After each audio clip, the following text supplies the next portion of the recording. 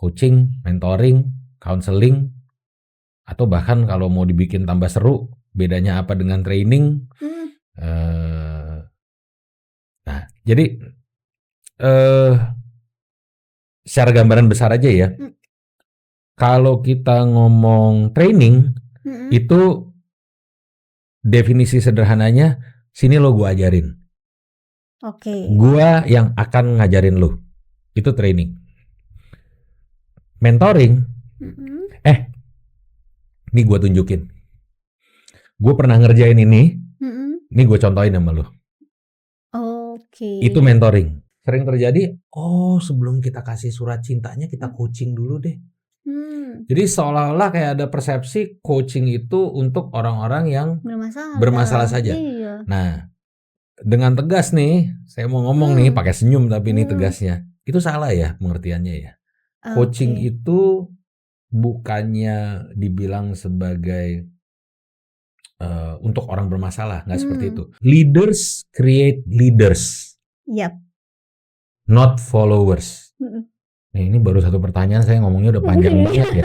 Jadi kalau misalnya leaders tuh udah nggak mikir atau orientasi keakuannya, dia mestinya akan keluar untuk bisa memberdayakan timnya, untuk bisa nyelesain permasalahan, memanfaatkan opportunity secara bersama-sama, bukan ke akunya, tapi ke kitanya. Udah dipromosi tapi padahal belum siap gitu ya.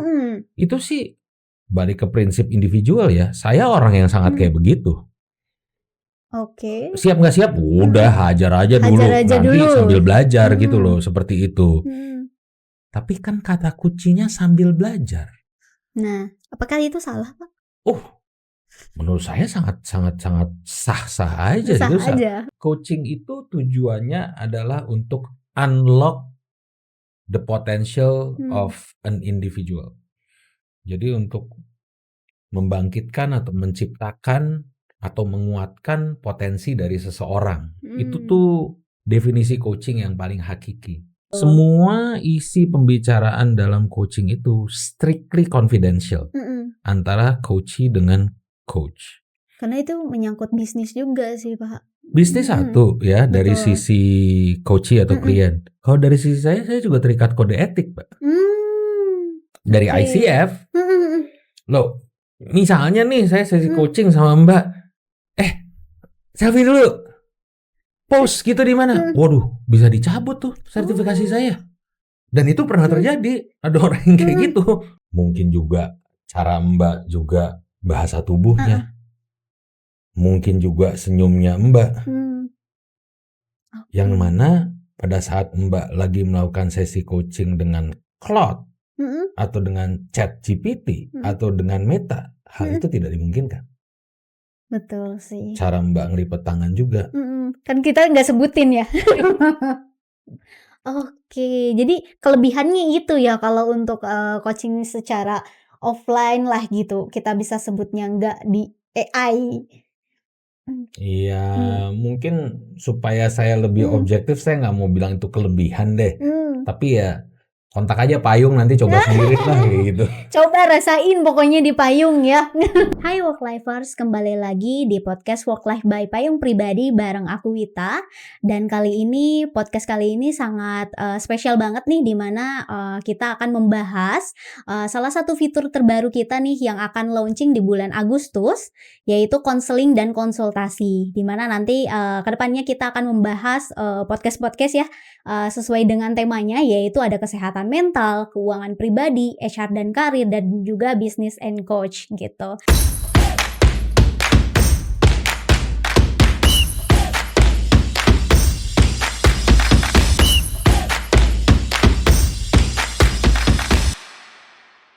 Di episode kali ini kita akan membahas terkait dengan leadership nih, dan di sini sudah ada pembicara kita, yaitu Pak Patrick Simanjuntak, seorang leadership coach sekaligus former managing director dan juga sales director yang nantinya akan jadi salah satu coach di kita nih di Payung Pribadi.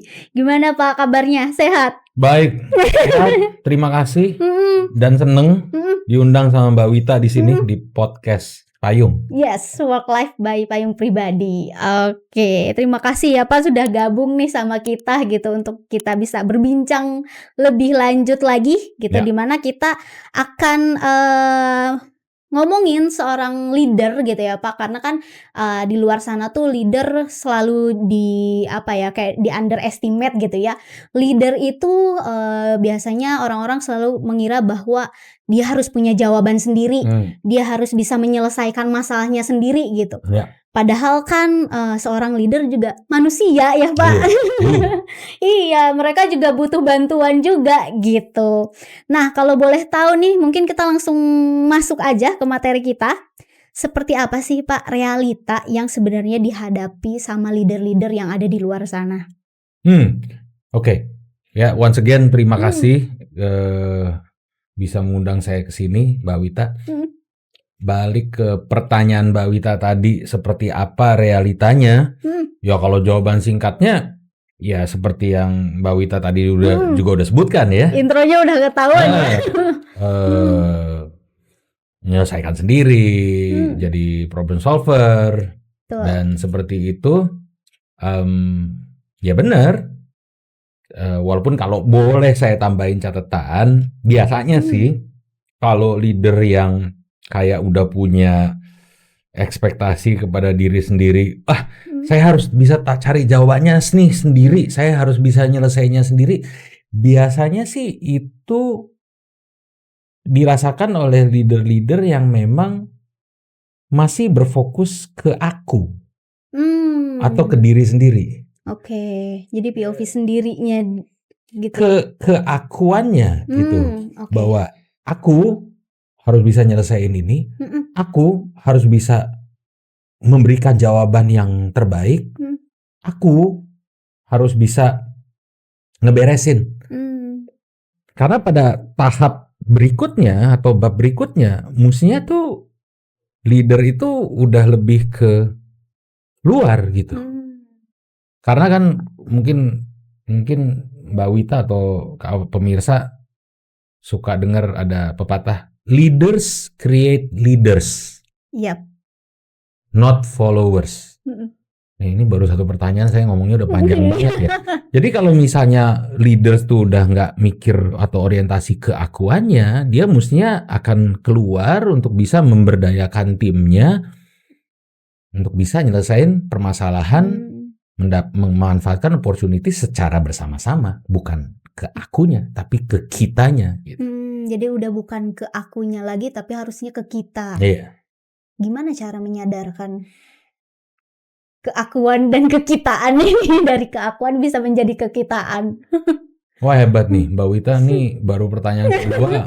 Udah langsung ya. Bobotnya udah bermakna. Pertanyaan Mbak barusan itu tuh kalau saya menginterpretasikannya dengan bagaimana mengetahuinya tadi yang Mbak bilang gitu ya. Betul. Saya menginterpretasikannya dengan yang namanya blind spot. Blind spot. Blind spot tuh ya kayak di mobil deh. Ada spot-spot yang kita nggak bisa ngelihat. Mobil di belakang apa, di depan apa misalnya gitu. So terus terang karena saya emang suka baca gitu ya. Sampai sekarang pun saya nggak pernah merasa diri saya tuh kayak pakar gitu, tapi terus belajar. Ini sebenarnya bukan hal yang baru, tapi labelnya atau judulnya tuh bisa dibilang baru lah packagingnya. Ada 4. Yang pertama itu yang namanya yang kayak barusan kita bicarain tadi, yaitu solver trap. Oke. Leaders tuh suka terperangkap dalam situasi di mana, harus gue nih yang nyelesain nih supaya nih masalah yang udah kronis berbulan-bulan segera selesai nih, udah di gua banget nih gitu. Dimana ya ini kaitannya juga dengan yang tadi Mbak bilang pas di opening ya, karena kan Payung kan mau meluncurkan jasa konsultasi dan counseling, atau kalau dari sisi saya konsultasi dalam arti coaching. Nah itu dengan engage dengan coach itu tuh adalah salah satu benefit gitu untuk membuat bagaimana leaders itu tuh jangan terperangkap dengan bahwa harus gue nyelesain nih, tapi bagaimana caranya bisa berkoordinasi kerjasama sama yang lain. Itu pertama. Kedua, ada yang namanya, ya ini istilahnya ya, echo chamber. Udahlah, lupain lah mengenai judulnya, ininya apa, istilahnya apa, tapi lebih ke echo chamber tuh karena kita sudah jadi leader, ada suatu kecenderungan tim kita atau dalam tanda kutip anak buah kita harus ke sini. Oh iya benar Pak, benar kita ke sini. Kita harus diam aja. Oh benar Pak, emang paling baik diam aja. Manut-manut gitu ya, ngikutin si leadernya. Iya. Dan itu sesuatu yang manusiawi ya. Saya nggak bilang ini benar atau ini salah, kan ini realitanya, kenyataannya. Kenyataannya seperti itu. Karena kalau misalnya teorinya atau idealnya leader tuh nggak mau terperangkap dalam echo chamber, ya dia harus emang menciptakan lingkungan di mana timnya itu bebas gitu untuk ngasih saran, ngasih ide, setuju atau tidak setuju, bahkan untuk ragu-ragu, bilang ragu-ragu gitu. Itu kedua. Ketiga, masih balik ke pertanyaannya Mbak Wita tadi ya, mengenai bagaimana cara menyadarinya gitu ya, atau blind spot. Yang ketiga itu adalah istilahnya tuh operational myopia. Keren ya namanya ya. Myopia itu kan kayak penyakit mata yang operational tuh adalah operational sehari-hari. Terkadang kalau kita jadi leader, kita pengen pastiin banget tuh semuanya beres sampai yang perintil-perintilan. Akhirnya jadi micromanage. Betul. Akhirnya timnya tuh jadi dikit-dikit tanya bos gitu. Jadi dikit-dikit nanya. Karena bosnya juga pengen, lo kalau ada masalah lo kasih tahu gue ya. Bukannya dibilang, lo kalau masalahnya begini, lo tuh kan kita udah ada SOP, lo kerjain aja sesuai dengan SOP, terus lo ambil aja keputusan sesuai dengan kesepakatan kita kan, pengambilan keputusan ada jenjangnya. Kalau jenjangnya segini tuh lo bisa ini, nggak usah nanya gue, kecuali gitu. Nah ini akhirnya jadi firefighter gitu. Pemimpin tapi ngurusin hal perintilan. Betul, yang seharusnya udah nggak perlu dia pikirin lagi ya, sama timnya aja gitu kalau untuk perintilan gitu. Tapi ya dia jadinya ngurusin yang kayak gitu. Kalau sistemnya ada. Betul. Ya, dan memang salah satu tanggung jawab dari pemimpin kan untuk membuat sistemnya itu. Nah, yang terakhir adalah ini juga yang nggak kalah menarik, yaitu mengenai gap antara intention dengan impact. Intentionnya Mbak Wita misalnya sebagai bos itu baik dengan bilang, contoh ya, pokoknya semuanya jam 5 harus pulang. Dimana intentionnya Mbak adalah supaya lu tuh jangan stres, jangan kelamaan kerja. Ya misalnya gitu. Intention dari Mbak, POV-nya Mbak sebagai pemimpin. Tapi POV-nya tim Mbak, dasar nih bos gue pelit banget, jam 5 harus disuruh pulang karena semua AC harus dimatiin, pelit lampu banget gitu ya. Banget sih. Itu kan ada gap. Benar. Maksudnya baik, impactnya gak baik. Betul. Kenapa itu terjadi? Komunikasinya. Nah, itu terkadang yang namanya pemimpin itu tuh harus bisa mengkomunikasikan, mengartikulasikan apa sih sebenarnya instruksi gue ini untuk kebaikan kita bersama gitu. Bisa diterima dengan baik lah dengan tim. Jadi ada 4. Balik lagi ya, sekedar menyimpulkan, yang pertama itu adalah mengenai echo chamber, yang kedua itu mengenai gap antara intention dengan impact, yang ketiga itu adalah operational myopia, dan yang keempat itu adalah mengenai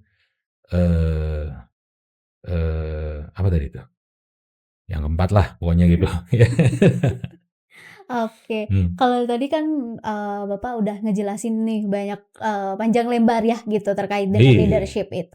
Nah, tapi kan balik lagi nih, kadang yang ngerasa dia seorang leader gitu ya, itu tuh kayak dia merasa bingung gitu, Pak. Saya sebagai udah jadi leader nih gitu. Tapi saya juga nggak tahu harus kayak gimana gitu. Jadi yang balik lagi sehingga keempat faktor tadi itu bisa terjadi gitu kan. Nah, gimana caranya si leader ini dia itu bisa belajar lagi, karena semakin tingginya seorang leader, kadang tuh dia malu juga, Pak. Saya harus diskusi kemana ya? Apa ya yang salah dengan saya gitu? Kadang itu tuh jadi blind spot tadi juga gitu ya, Pak. Iya. Iya gitu. Nah itu gimana sih caranya biar leader itu tuh semakin jadi leadernya lagi gitu? Dia tuh bisa paham sama dirinya sendiri. Apa yang salah dengan saya sebagai leader? Kok tim saya kayak gini sih gitu? Oke, saya mencerna pertanyaannya Mbak Wita dengan cermat. Menurut saya sih gini, marilah kita awali dengan mindset bahwa kita itu, ya saya nggak ngomong leader aja sih, tapi kita secara general itu bahwa kita tuh harus punya mindset bahwa kita ini adalah seorang constant learner. Dalam arti selama kita masih hidup, emang kita harus terus belajar. Kita nggak pernah berada dalam suatu titik di mana been there, done that, gue udah pernah ngerjain ini, gue udah 5 tahun jadi bos, ya gue udah tahu semua. Apalagi sebagai leader, kalau sampai berada dalam titik mindset yang seperti itu, itu udah bahaya sekali ya. Nah, jadi pertama itu saya mengawalinya dengan itu. Kedua, yang tadi Mbak Wita tanya itu, saya koreksi saya kalau saya salah ya. Yang saya mengerti adalah seorang leader itu jadi kayak dalam tanda kutip gengsi ya, untuk bertanya ya. Ya emang benar. Dan itu manusiawi. Karena kan ya saya merasa saya udah jadi leader gitu. Exactly. Siapa lagi yang bisa mengajarkan saya? Iya, dan itu adalah sesuatu yang manusiawi. Tapi itu balik lagi ke sharing saya di pertanyaan awal tadi. Kita tuh sekarang harus dari bab 1 harus masuk ke bab 2 tuh. Bab 1 itu adalah saya leader, saya harus jadi pahlawannya sebagai Superman atau sebagai Iron Man. Kalau udah masuk bab 2 itu tuh udah dari aku ke kita, dari Superman dan Iron Man menjadi ke The Avengers atau Justice League gitu loh. Jadi lebih kuat lagi. Exactly, gitu ya? Yang jagoannya tuh jagoan semua gitu. Sama aja kalau kebetulan saya bukan penyuka bola, tapi pasti kalau teman-teman yang suka bola tuh bisa relate dengan yang saya bilang gitu. Tim yang kuat itu sebetulnya bukan tim yang superstar cuman paling jago kayak Ronaldo atau apa, tapi tim yang kuat ya ada yang superstarnya iya, tapi semuanya juga kuat gitu. I see. Jadi ya jangan gengsi sih sebenarnya, yang benar kata Bapak tadi, leader create leader. Iya. Jadi fokusnya jangan ke aku. Tapi fokusnya itu leader, semakin leader dewasa itu fokusnya udah bukan di diri kita lagi, tapi bagaimana membuat orang lain juga jadi leader gitu. Tapi kalau ditanya saat kapan sih orang tersebut bisa dinyatakan atau bisa dijadikan leader? Sesiap apa sih? Nah, kadang kan ada juga nih yang kepaksa jadi leader gitu, padahal dia belum mumpuni Pak jadi leader. Nah, komunikasi ke timnya jadinya jelek gitu. Nah, itu menurut Bapak gimana tuh pandangan Bapak? Menurut saya, yang namanya leadership itu adalah suatu journey, perjalanan.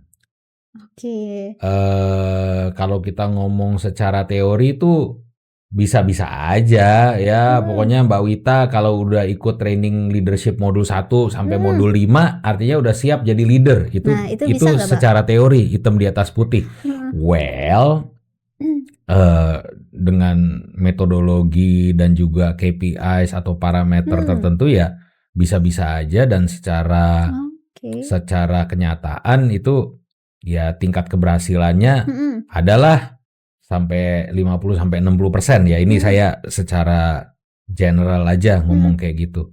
Tapi maksud saya yang namanya leadership itu sebagai journey, tadi kan Mbak bilang udah dipromosi tapi padahal belum siap gitu ya. Mm-mm. Itu sih balik ke prinsip individual ya. Saya orang yang sangat kayak begitu. Oke. Siap nggak siap, udah hajar aja dulu. Hajar aja Nanti dulu. sambil belajar gitu Mm-mm. loh, seperti itu. Mm. Tapi kan kata kuncinya sambil belajar. Nah, apakah itu salah, Pak? Oh, menurut saya sangat sah-sah aja Sah itu. aja. Iya, Oke. cuman harus belajar. Gini loh, definisi belajar itu ya Mbak Wita, jangan cuman diidentikan dengan masuk dalam kelas melakukan training atau sekolah kuliah atau baca buku. Belajar nggak itu aja loh. Belajar itu tuh juga termasuk misalnya nih, ini berandai-andai kita podcast, terus ini diupload di YouTube ya. Iya, betul. Terus di komennya dibilang, aduh, pembicaranya ngomongnya bahasanya tinggi-tinggi, kagak ngerti. Itu juga kita belajar. Karena kita harus tahu kedepannya kayak gimana ya bahasanya. Feedback, iya. Okay. Jadi belajar itu jangan cuma diidentikan dengan baca buku atau sekolah. Kita terima feedback dari orang lain, baik feedbacknya itu positif maupun feedbacknya tidak positif. Dan kita dengerin lalu kita melakukan perbaikan, itu namanya kita belajar. Nah, jadi pemimpin yang baik adalah pemimpin yang mau terus belajar gitu. Jadi nggak hanya kita tapi pemimpin juga terus belajar ya. Oh iya, sangat iya. Ya. Jadi saya balik nih. Mbak misalnya mau dipromosi, terus kalau Mbak ikut leadership training modul 1 bukan cuma sampai 5, sampai 10. Jamin apa? Apa Mbak bisa jadi pemimpin yang baik? Nah, itu dia. Saya bisa iya, bisa enggak. Iya, balik lagi ke diri kita sendiri. Belajar, praktekin. Belajar, praktekin ya sambil doa ya. Belajar. Oke, balik lagi ke blind spot yang tadi sih, Pak. Banyak sekali kalau misalnya kita jadi leader, kan kita pasti punya timnya nih, gitu kan. Tapi kalau tim itu biasanya sangat pokoknya kalau misalnya ada leader ya kita ikutin aja maunya leader kayak gimana gitu kan, jadi following leader terus gitu. Nah tapi bagi leader sendiri itu kan pasti pusing ya Pak, dikit-dikit kok tim saya nanya terus gitu ya, gimana cara saya untuk ngambil keputusan gitu. Nah itu ada tekanan gak sih Pak, kita sebagai leader itu kayak ditekan untuk harus tahu nih gitu, ngambil keputusannya harus kayak gimana, dan gimana sih caranya biar tim itu gak dikit-dikit nanya gitu loh. Dan balik lagi tadi, kita jadi leader itu gak ngurusin perintilan gitu. Gimana cara menyadarkan tim-tim kita nih? Pertama sih yang saya mau bilang, yang Mbak Wita tanya itu sesuatu yang sangat familiar lah, sounds familiar gitu. Apalagi di kantor-kantor Pak. Iya, benar. Saya akan coba menjawabnya dengan cara yang nggak jelimet ya. Iya. Sesederhana ini deh. Pada saat kita melakukan podcast ini, tadi secara otomatis ada kawan kita nih yang sekarang lagi mempersiapkan tuh, tanpa dibilangin, iya, dia udah beresin lampunya, dia udah beresin kameranya, dia udah beresin speaker mikrofonnya kita, sampai dia siapin nih pot-potnya. Itu artinya apa? Berarti dia udah bisa jalan sendiri. Iya, dia jalan sendiri karena apa? Karena terbiasa. Terbiasanya karena apa? Perintah. Enggak ada yang merintah dia tuh tadi. Awalnya iya Pak. Awalnya iya, tapi kemudian perintahnya itu diapain? Dia lakukan terus dia improve. Dia lakukan improve, tapi maksud saya perintahnya itu selalu verbal atau tertulis? Verbal sih. Cuman bayangkan kalau perintahnya itu tertulis. Oh jadi SOP gitu ya. That's my point. SOP. Ada sistem. Jadi nggak usah pusing. Oke, dapat sih poinnya. Itu analoginya untuk menjawab Mbak. Jadi leader tuh ya harus bikin SOP. Iya. Dan saya ada tambahan lagi. Pada saat membuat SOP itu, saya pengen ngajak Mbak ngebandingin. Mana yang Mbak lebih happy antara SOP-nya udah ada nih, Wita lo kerjain aja. Ketimbang senario kedua, ini kita bikin SOP yuk, Wita yuk. Menurut kamu nih nomor 1 apa, nomor 2 apa, nomor 3 apa gitu. Kamu lebih senang ngerjain SOP yang mana?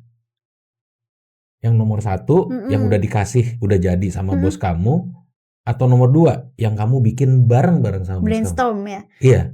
Mana yang yang kamu pilih? kedua sih. Jadi kan sama-sama enak. Then you answer your question gitu. Jadi balik ke pertanyaan kamu, gimana caranya supaya nggak dikit-dikit nanya apa yang bisa di SOP-in, apa yang bisa dibikin sistemnya, lo bikin aja. Dan yang lebih mujarab lagi atau lebih efektif lagi, lo bikinnya bareng-bareng. Karena apa? Karena Wita jadi ngerasa itu kan SOP kan juga gue yang bikin itu bareng-bareng sama bos gue. Betul. Masa iya gue nggak turutin SOP-nya? Karena gue juga andil di situ ya Pak ya. Oke, sebenarnya ya. Dan jawabannya simple sih Pak. Iya. Enggak, dan sekarang yang saya mau tanya deh sama kamu, karena ini kan tadi kamu bilang ini edisi spesial nih kita punya podcast. Kamu ngerasa apa tadi? Saya kan banyak nanya sama kamu. Kamu ngerasa seperti apa? Kayak konsultasi gitu. Iya, konsultasi oke lah. Cuman maksud saya dengan saya bertanya gitu, kamu itu jadi ngerasa kayak udah dapet jawaban udah jadi dari saya, atau itu membantu kamu juga untuk dapat insight baru, perspektif yang baru. Perspektif baru juga. Dan itu sebetulnya layanan yang dimaksud dari telekonsultasi kita, fitur ini. Oke Pak. Nah, balik lagi ke ini kita sih, materi kita. Dari Payung kan kita lagi ngadain fitur baru nih nanti di bulan Agustus, yaitu telekonsul tadi gitu ya. Tapi mungkin beberapa orang yang masih bingung sih Pak, apa sih bedanya mentor, bisnis konsultan sama coach? Nah, nanti tuh di Payung tuh akan ada apa sih? Oke. Ini saya pertanyaannya saya seneng, kenapa? Karena saya merasa tuh saya punya tanggung jawab. Maksudnya saya ini sebagai certified coach ya. Saya coach yang tersertifikasi dari ICF. ICF tuh International Coaching Federation. Nah, dan saya punya suatu tanggung jawab atau amanah tuh untuk sharing ya, edukasi mengenai pertanyaannya Mbak tadi, coaching, mentoring, counseling, atau bahkan kalau mau dibikin tambah seru, bedanya apa dengan training? Nah, jadi secara gambaran besar aja ya, kalau kita ngomong training, itu definisi sederhananya, sini lo gue ajarin. Gua yang akan ngajarin lo. Itu training. Mentoring, ini gue tunjukin. Gue pernah ngerjain ini gue contohin sama lo. Itu mentoring. Kalau counseling, itu tuh ranahnya psikologis. Jadi definisinya tuh yang gampangnya kayak, dulu tuh waktu lo kecil tuh seperti apa? Udah masa lalu. Ya. Kalau coaching tuh definisinya kayak, kita bareng-bareng yuk, kita explore. Jadi kayak seperti yang tadi itu. Seperti yang tadi. Iya. Seperti yang tadi saya banyak nanya-nanya Mbak. Jelas ya. Jadi kayak training, saya ulangin lagi ya. Training, nih, sini gua ajarin. Mentoring, nih gua contohin. Gua pernah ngerjain ini. Kalau psikologis, counseling, tuh, lu dulunya gimana ya?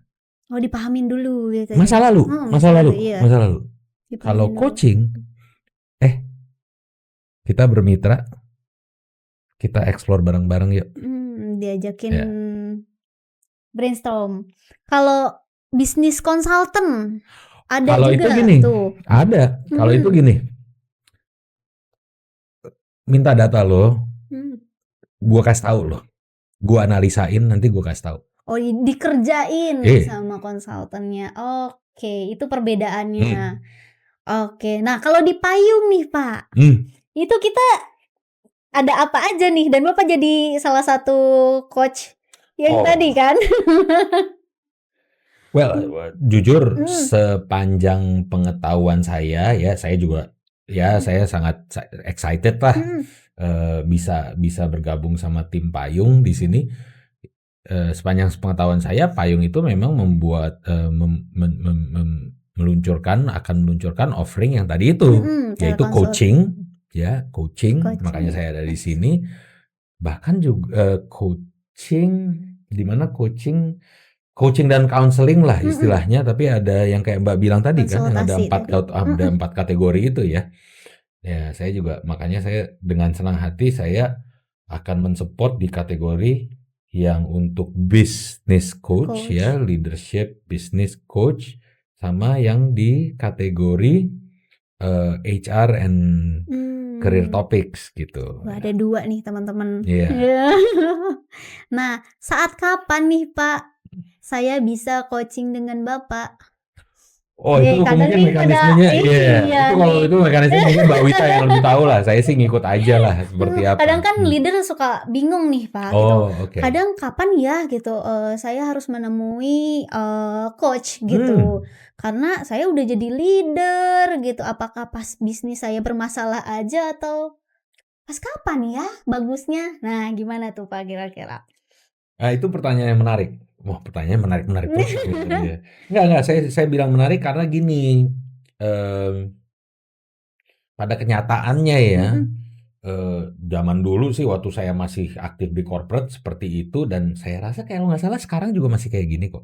mmm, Misalnya yang gampang deh orang sales ya, orang oke. sales 3 bulan berturut-turut, 4 bulan berturut-turut nggak masuk target. Mhm, Terus ada company yang, wah kalau 4 bulan atau 3 bulan berturut-turut nggak masuk target, dikeluarin surat cinta deh. mhm. Tahu ya surat Iya, cinta ya, paham SP1. ya. Terus sering terjadi, oh sebelum kita kasih surat cintanya kita Mmm, coaching dulu deh. mmm, Jadi seolah-olah kayak ada persepsi coaching itu untuk orang-orang yang bermasalah bermasalah. saja. Iya. Nah, dengan tegas nih, saya mau ngomong nih Mmm, pakai senyum tapi ini mmm, tegasnya. Itu salah ya pengertiannya ya. oke. Coaching itu bukannya dibilang sebagai untuk orang bermasalah, nggak seperti Mmm, itu. Marilah kita balik ke definisi yang fundamental mengenai mmm, coaching. Coaching itu tujuannya adalah untuk unlock the potential mmm, of an individual. Jadi untuk membangkitkan atau menciptakan atau menguatkan potensi dari seseorang. Itu mmm, tuh definisi coaching yang paling hakiki. oke. Dengan cara apa?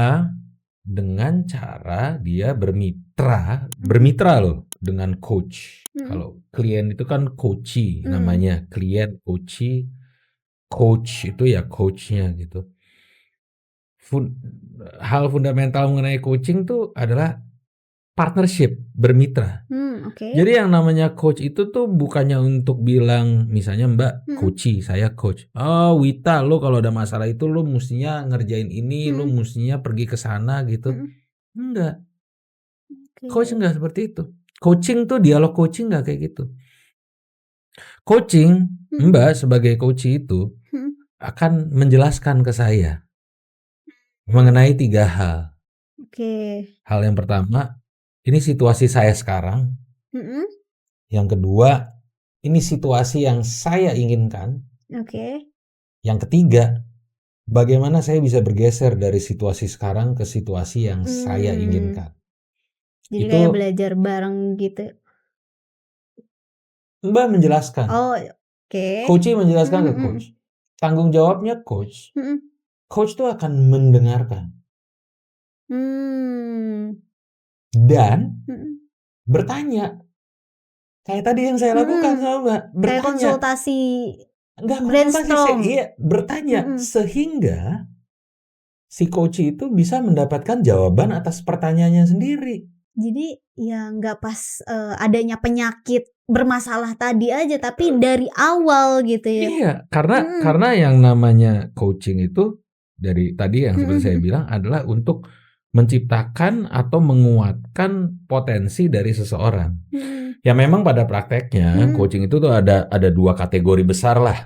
Coaching for performance, ya seperti orang yang nggak pernah yang 3-4 bulan nggak masuk target terus, itu maksudnya coaching for performance. Ada kategori yang kedua, coaching for growth. Coaching for growth itu bisa apa aja. Nggak selalu untuk orang yang bermasalah. Misalnya Mbak jadi apa? Misalnya jadi supervisor gitu. Terus Mbak dipromosi jadi manajer. Emangnya kerjaan sebagai supervisor sama kerjaan manajer tuh sama? Mungkin mirip-mirip, mungkin berbeda, tapi apapun itu ya itu salah satu agenda. Jadi sifatnya lebih ke pendampingan juga gitu ya Pak? Bisa jadi pendampingan, ya karena kan berpartner, kemitraan. Betul. Ya coaching itu memang fundamentalnya adalah kemitraan. Jadi coach itu adalah ya pendampingan ya bisa juga dibilang gitu. Tapi yang saya mau tekankan adalah coach itu bukan yang untuk memberikan nasihat atau memberikan advice, tapi membuat atau memampukan coachee untuk bisa mendapatkan jawaban atas pertanyaannya sendiri. Sehingga Mbak jadi ngerasa, oh itu milik saya tuh. Jawaban itu milik saya harus kerjain gitu. Sama aja kayak tadi.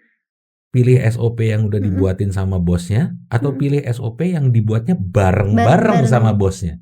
Sebenarnya kita udah punya jawabannya sendiri tapi belum menemukan, dan coach akan membantu gitu. Oke, nemu juga nih poinnya.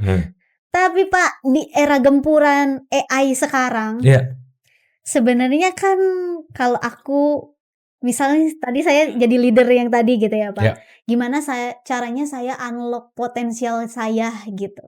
Ya tinggal nanya di ChatGPT atau di AI dengan prompt yang sudah kita tanyakan di awal, AI akan membantu gitu. Tapi menurut Bapak, kebutuhan coaching di saat era gempuran AI ini itu masih tinggi nggak sih Pak? Jujur masih tinggi. Saya bilang jujur masih tinggi. Ya contoh saya nggak kemana-mana ya. Klien saya juga makin banyak. Wow, meskipun AI ini lagi bergempur sekali nih. Gini Mbak, apa sih bedanya gitu? Jadi bedanya. Saya mau bilang bahwa yang namanya teknologi AI itu emang luar biasa. Dan memang itu memang dimungkinkan gitu untuk melakukan coaching. Tapi Mbak, coba bayangkan ya, dalam suatu sesi coaching itu, coach itu punya tanggung jawab untuk present. Present tuh maksudnya hadir dengan sepenuhnya gitu. Untuk apa present? Untuk mendengarkan, kayak yang tadi udah jelaskan. Bahkan mendengarkan atau melihat bukan yang terlihat saja, tapi juga yang tidak terlihat dan yang tidak terucapkan. Sampai sorot matanya Mbak di sini. Oke, karena ya bertatap muka langsung. Gerakan gitu tangannya ya. Mbak juga. Mungkin juga cara Mbak juga bahasa tubuhnya. Mungkin juga senyumnya Mbak. Yang mana pada saat Mbak lagi melakukan sesi coaching dengan Claude atau dengan ChatGPT atau dengan Meta, hal itu tidak dimungkinkan. Betul sih. Cara Mbak ngelipet tangan juga. Kan kita nggak sebutin ya. Oke, jadi kelebihannya itu ya kalau untuk coaching secara offline lah gitu. Kita bisa sebutnya nggak di AI. Iya, mungkin supaya saya lebih objektif, saya nggak mau bilang itu kelebihan deh. Tapi ya kontak aja payung, nanti coba sendiri lah gitu. Coba rasain pokoknya di payung ya. Oh sorry, ada yang saya mau garis bawahi ya di sini ya. Coaching itu kemitraan, kembali lagi. Maksudnya juga kemitraan adalah keberhasilan dari suatu proses coaching itu adalah tanggung jawab bersama loh. Betul. Bukan cuma tanggung jawab coachnya aja, tapi diri kita juga tanggung jawab coachnya juga seperti apa. Oke.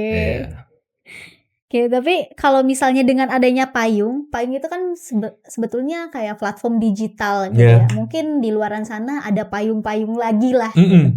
Itu sebetulnya membantu nggak sih Pak untuk akses leader-leader di sana gitu untuk bisa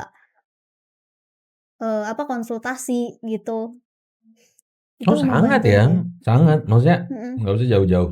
Ya maksudnya lebih ke fleksibilitas ya. Mhm. Maksudnya dengan sekarang kita sama-sama sibuk, jalanan macet, demo juga mungkin. Ya itu fleksibilitas nomor satu. Ya saya pun juga, saya pernah punya klien yang domisilinya memang kantornya di Karawang Mhm. atau di Cibinong atau di luar kota. Ya emang kita sesi coachingnya memang online. Iya. Jadi ya memang membantu dari sisi fleksibilitas ya. Oke. Dari banyaknya klien-klien Bapak nih gitu untuk untuk berkonsultasi bisnis ini, apa sih yang biasanya mereka harapin sih Pak di awal itu dengan mereka adanya sesi coaching dengan Bapak? Oh oke. Nah ini pertanyaan penting. Mmm, jangan juga atau oke, saya jawabnya dari perspektif berbeda deh. Mhm. Idealnya dalam Mmm. suatu proses coaching itu ada sebelum sesi coaching ada yang namanya sesi pre-coaching. Mmm. Jadi sesi untuk mempersiapkan coaching dan biasanya di dalam sesi pre-coaching itu tuh saya akan menjelaskan Oke. mengenai apa sih yang kayak tadi tuh Mhm. saya jelasin sama Mbak, tanggung jawabnya atau Mhm. ekspektasinya dari coach itu Mhm. apa, ekspektasi atau tanggung Mhm. jawabnya coach itu Coach apa. juga Itu apa? saya menjelaskan dulu dalam Mhm. sesi itu, termasuk juga mengenai sesi misalnya dia mau ngambil sesi coachingnya berapa kali, 3 kali Mhm. atau 6 kali, 3 bulan atau 6 bulan, sehingga termasuk juga ini loh, aspek confidentiality.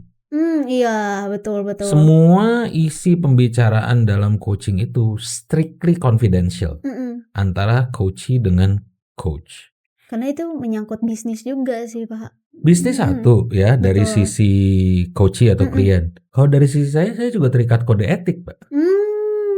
Dari Oke. ICF. Mhm mhm. Loh, misalnya nih saya sesi Mhm. coaching sama Mbak, selfie dulu, post gitu di mana? Mhm. Waduh, bisa dicabut tuh sertifikasi Oh. saya. Dan itu pernah Mhm. terjadi, ada orang yang kayak Mhm. gitu. Oke. Wah, Kecuali ini baru tahu jika, nih. Mhm. izin Mbak Wita, boleh nggak kita foto? Saya nggak, terus saya post di LinkedIn. Ya Mhm. tapi of course isi pembicaranya ya nggak saya Iya. post gitu. Jadi sebagai bahan portofolio aja gitu Iya, mungkin. misalnya. Mhm. Terus bolehkah? Dapat Mhm. approval kah? Dapat. Ya Mhm. udah boleh gitu. Oh, Tapi kalau oke. nggak bisa sembarangan. Mhm. Jadi Wah. balik lagi ke pertanyaan Mbak, aspek Mhm. confidentiality juga disepakati. Jadi harus Mhm. ada kontraknya juga. Mhm. Termasuk juga mengenai apa sih sebetulnya expected output atau yang diharapkan dari sesi awal itu Mhm. udah disepakati di awal gitu. Jangan misalnya nih, jangan juga coaching misalnya ini agenda coachingnya, nih saya harus pindah perusahaan karena saya dapat ditelepon gitu Mhm. sama headhunter gitu Mhm. apa. Jadi saya pengen dalam sesi coaching nih, apakah saya perlu stay atau saya pindah gitu. Mhm. Terus langsung dapat jawaban gitu, Mhm. terus habis itu pindah, terus tahunya jadi basi gitu Mhm. company. Jangan gitu juga Mhm. ya, ya Mhm. makanya harus disepakati di Oke. awal gitu seperti Mhm. apa. Oke, jadi memang kalau di payung itu kita juga sangat menjaga banget nih Pak untuk confidential juga gitu Iya ya antara dong. sisi coaching-nya dan juga coaching-nya juga. Oke, mungkin dari tadi kita lagi bahas leader terus juga ke coaching, fitur-fitur payung itu udah lengkap banget nih Pak. Kita mungkin nggak kerasa akan masuk sesi akhir. Siap. Nih, kalau menurut Bapak nih, pesan Bapak apa sih untuk para leader yang saat ini tuh kayak ngerasa overwhelmed? Mungkin jawaban Nah, ini singkatnya mah banyak banget deh, Pak, yang leader-leader overwhelmed. Mungkin jawaban singkatnya kontak payung aja ya untuk sampai ini. Well, kalau kalau saya sih apalagi dengan keadaan yang sekarang sangat Mhm. sangat serba uncertainties Mhm. gitu ya, serba uncertain gitu. Hmm, Ya pertama ya harus tenang dulu lah. Tenang dalam arti kita itu apa-apa tuh selalu penting untuk step back. Karena kalau kita step back, bayangkan ada analogi kita tuh di dalam suatu botol gitu. Kalau kita melakukan refleksi, artinya kita keluar dari botol itu untuk melihat sebetulnya kayak gimana sih gitu. So get a new perspective gitu. Termasuk juga apa-apa kan harus diprioritasin. Betul. Harus nggak ada kalau semua 5 item 5-5-nya prioritas, artinya kita emang benar-benar harus ngeliat cara lain. Ya lebih ke situ sih, dan overwhelm itu memang sangat-sangat dialami oleh sangat banyak sekali orang gitu. Nggak hanya leader aja ya, tapi orang-orang juga. Dengan keadaan sekarang kayak gini, makanya I think saya rasa bagus sekali kalau memang ada layanan counseling dan coaching oleh Payung ini. Very good. Ya, semoga ini juga bisa membantu lah ya Pak bagi para orang-orang dan juga leader-leader yang overwhelmed gitu. Oke, terakhir Pak, mindset apa sih yang harus dimiliki seorang leader untuk kita tuh bisa bertumbuh, nggak hanya stuck di situ aja, biar nggak ada komplainan dari tim, nggak ada komplainan diri kita untuk tim juga, itu biar enak gimana nih mindsetnya? Oke. Saya menangkap dari pertanyaannya Mbak ya, terutama kalimat yang terakhir, supaya nggak ada gangguan atau supaya nggak ada apa. Mungkin kita perlu mengawali poin pertama adalah sadarilah bahwa akan selalu ada gangguan. Terima aja. Ini setan-setan sangat mengganggu ya. Kita perlu punya suatu mindset ya. Memang keadaannya sekarang seperti ini. Betul. Memang keadaannya serba nggak pasti. Memang semua harga pada naik. Memang itu Selat Hormuz sebentar ditutup, sebentar dibuka, sebentar ditutup, kayak jalur puncak aja gitu kalau pulang Jakarta. Jadi punya suatu penerimaan bahwa memang keadaan akan terus seperti ini gitu ya. Dengan with all the uncertainties gitu. Itu satu. Kedua, leader tuh harus menyadari betapa dahsyatnya impact dari teknologi. Ya. Jadi nggak stuck gitu ya. Nggak stuck, dapetin ide, pekerjaan yang biasa dilakukan 15 menit, gimana caranya bikin jadi 7,5 menit, atau bikin jadi 3 menit gitu. Dan sadarilah dan sebisa mungkin gunakan gitu. Untuk apa yang bisa diotomasi. Apa yang bisa dipercepat, ya dipercepat gitu. Supaya kita bisa ngerjain hal-hal lain yang emang butuh sesuatu yang lebih strategis. 2, 3. Tapi hati-hati juga menggunakan teknologi. Bukan berarti teknologi itu jadi menggantikan fungsi otak kita. Betul. Jadi kita perlu banget yang namanya critical thinking. Ya. Bukan artinya dengan AI itu artinya gantiin fungsi otak kita, sama sekali salah. Tapi harus complementing dengan kita punya pemikiran kita sendiri. Keempat, itu untuk bisa seperti itu ya balik ke diskusi kita tadi, bahwa marilah kita bekerja sama. Jangan cuma nggak bakal bisa kerja sendiri. Bahkan jangan ada keseganan atau gengsi untuk belajar dari teman-teman yang lebih muda, adik-adik yang lebih muda. Sekarang tuh ada konsep baru yang namanya reverse mentoring loh. Jadi kalau mentoring itu biasanya orang yang sudah berpengalaman 20 tahun ngajarin mereka yang baru masuk kerja 1-2 tahun. Sekarang kebalikannya. Gimana caranya leaders itu belajar dari para Gen Z yang jago banget, pakai ngepromnya udah jago, bikin Python atau apa segala macam. Itu sekarang lagi ngetren banget sekarang konsep reverse mentoring. Jangan ini aja ya, jangan malu aja gitu. Exactly. Ya, jadi kelima yang sangat-sangat penting itu adalah punya suatu humility atau kerendahan hati, openness untuk terus belajar. Balik-balik lagi berkaitan dengan diskusi kita tadi awal. Termasuk juga suatu kesadaran untuk emang gue perlu sesuatu nih. Mungkin gue perlu seorang coach kali ya.